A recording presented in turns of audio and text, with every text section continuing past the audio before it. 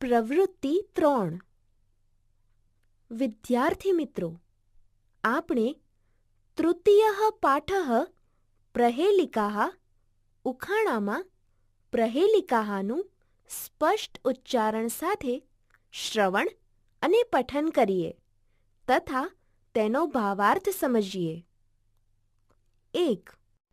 એકચક્ષુર્ન કાકોયમ બેલમિચ્છન્નપન્નગઃ ક્ષીયતે વર્ધતે ચૈવ ન સમુદ્રો ન ચંદ્રમાઃ.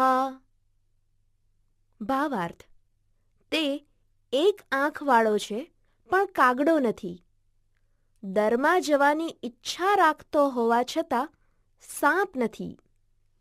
ઘટે છે અને વધે છે પણ સમુદ્ર નથી કે ચંદ્ર નથી. ઉત્તર: સૂચિકા એટલે સોય. વિદ્યાર્થી મિત્રો, કાગડાને એક જ આંખ હોય છે અને તેની બીજી આંખ કાણી હોય છે તેવું માનવામાં આવે છે. તેમ અહીં સોયને પણ એક જ આંખ એટલે કે છિદ્ર હોય છે.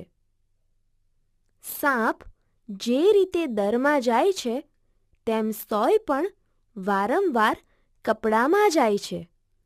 તેથી તે જ તેનું દર છે.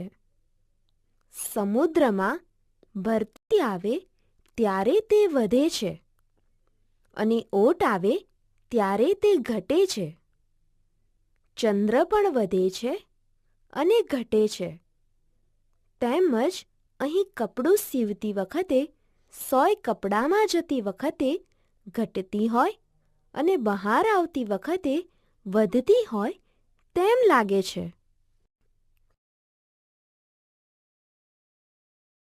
2.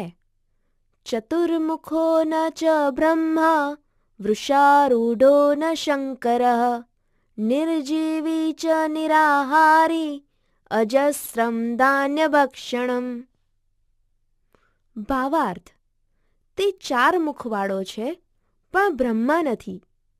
બળદ પર બેસે છે પણ શંકર નથી.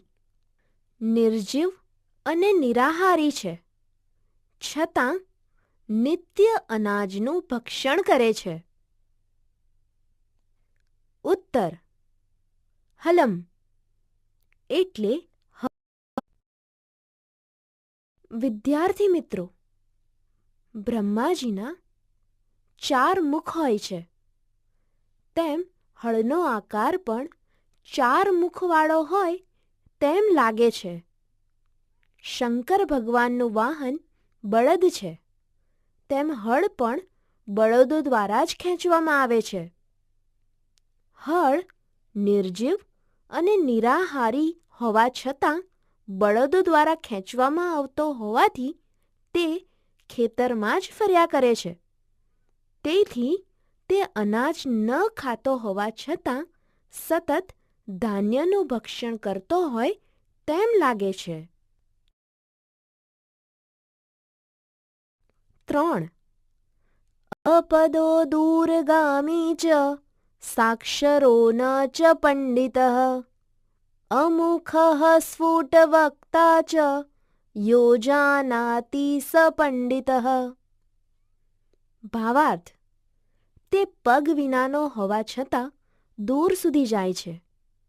સાક્ષર છે પણ પંડિત નથી. તે મુખ વિનાનો હોવા છતાં સ્પષ્ટ રીતે બોલે છે. તેને તે જ જાણે છે જે પંડિત છે. ઉત્તર: લિખિતમ પત્રમ એટલે લખેલો પત્ર. વિદ્યાર્થી મિત્રો, લખેલા પત્રને પગ ન હોવા છતાં તે તેના પર લખેલા સરનામે પહોંચી જ જાય છે. તેના પર અક્ષરો લખેલા હોવાથી તે સાક્ષર તો છે પણ તે પંડિત નથી. પત્રને મુખ નથી હોતું છતાં તેમાં લખેલી વાતો સામેની વ્યક્તિને સ્પષ્ટ રીતે સમજાઈ જ જાય છે. ફક્ત ભણેલા લોકો જ લખેલા પત્રને વાંચી શકે છે.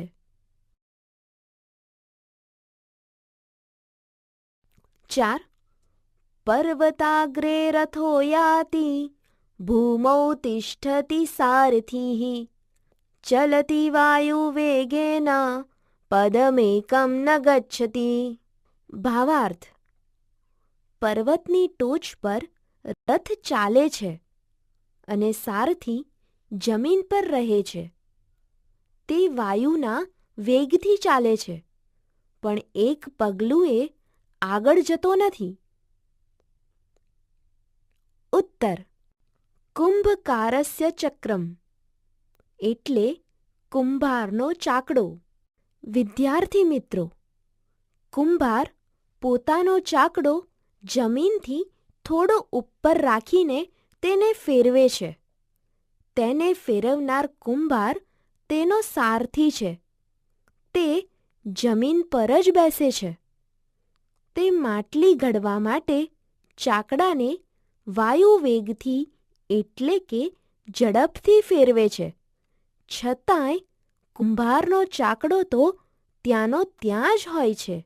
તે આગળ જતો નથી. 5.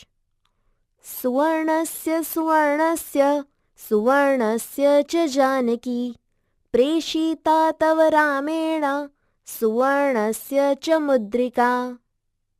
ભાવાર્થ: ઉચ્ચ કુળની હે જનકનંદિની સીતા, શ્રેષ્ઠ પરિવારના શ્રી રામે તમારા માટે આ ચળકતા રંગની સોનાની વીંટી મોકલી છે.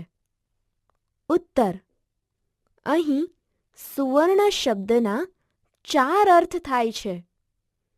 સુવર્ણસ્ય એટલે ઉચ્ચ કુળની. સુવર્ણસ્ય એટલે શ્રેષ્ઠ પરિવારના. સુવર્ણસ્ય એટલે ચળકતા રંગની. અને સુવર્ણસ્ય એટલે સોનાની.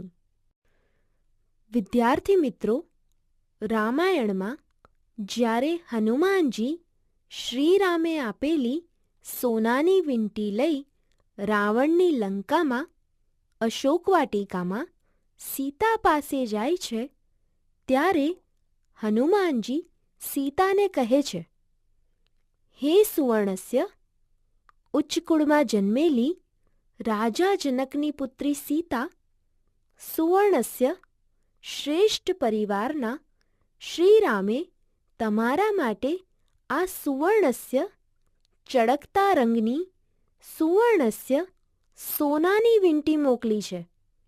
અહીં સુવર્ણ શબ્દને 4 વખત અલગ અલગ અર્થમાં ઉપયોગમાં લઈ વાક્ય રચના કરવામાં આવેલી છે.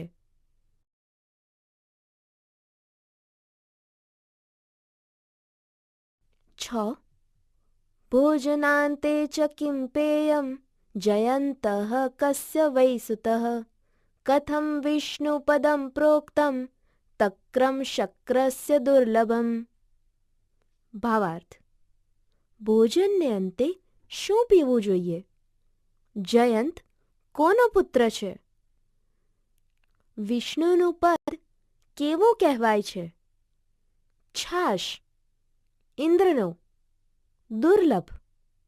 આ પ્રહેલિકાના ચોથા ચરણમાં પ્રથમ 3 પ્રશ્નોના ઉત્તરો આવી જાય છે.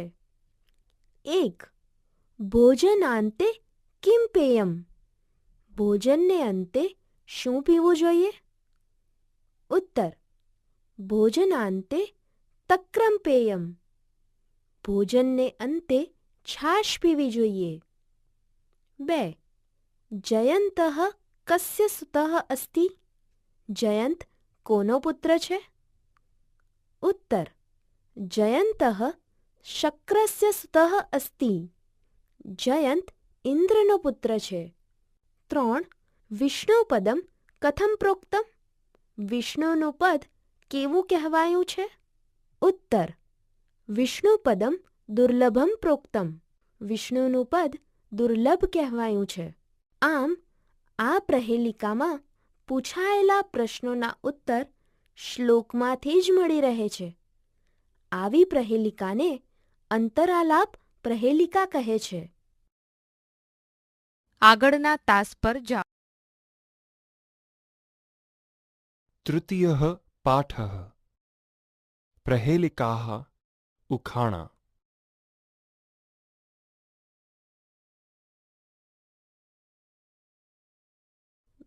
વિદ્યાર્થી મિત્રો, સંસ્કૃત સાહિત્યમાં ઉપદેશાત્મક સુભાષિતો ઉપરાંત પ્રહેલિકા, ઉખાણા જેવા શ્લોકો સ્થાન ધરાવે છે.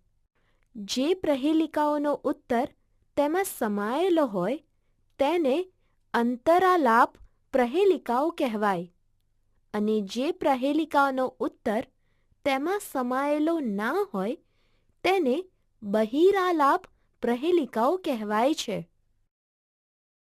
જે આનંદ સાથે જ્ઞાન આપે તેને પ્રહેલિકા કહેવાય છે. આપણે તૃતીય પાઠ પ્રહેલિકા ઉખાણાનું આરોહ અવરોહ સાથે ગાન કરીશું. एकचक्षुर्णकाकोऽयं बिलमिच्छनपन्नगः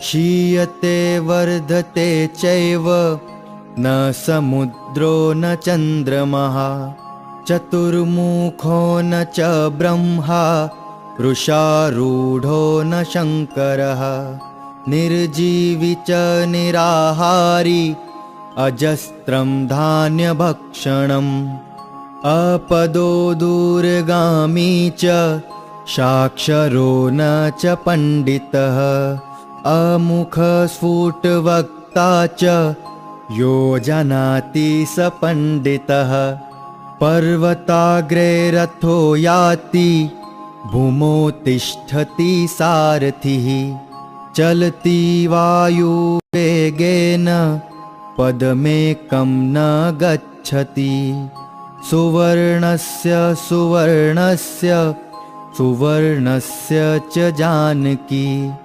प्रेषिता तव रामेण सुवर्णस्य च मुद्रिका भोजनान्ते च किं पेयं जयन्तः कस्य वै सुतः कथं विष्णुपदं प्रोक्तं तक्रं शक्रस्य दुर्लभम्